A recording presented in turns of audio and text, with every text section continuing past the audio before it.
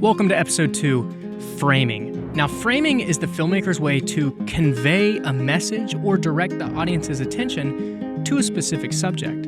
For example, you could have a vast landscape that brings the audience's attention to the picture of the environment, or a close-up shot to capture details and intimacy.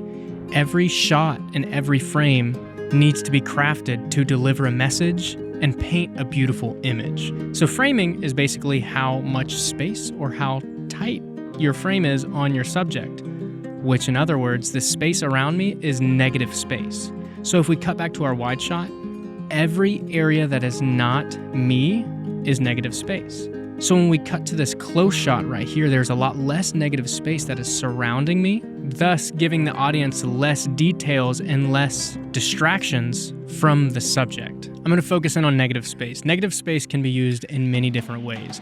Negative space above you can have the message that you are looking to God, that you are looking up for answers, or that there is something that is metaphorically above you that you are looking for. Think of negative space as a chance for metaphors or symbolism to come into play. So in this shot, there's not a lot of negative space. So there's not any more information or any more subconscious messages I'm wanting to send other than what I'm saying right now. All of your focus should be on me. If there is negative space in front of your subject, that is insinuating that they are talking to someone, that they are moving forward. There is more information in front of the character.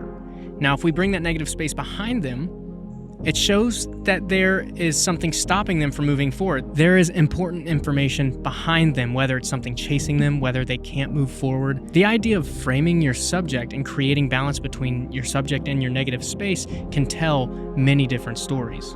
Now you know how to frame and how to use positive and negative space properly and how to direct your subject's attention. And remember, if you have any questions, make sure to reach out to the community. There are tons of people who would love to help you out. See you in the next episode.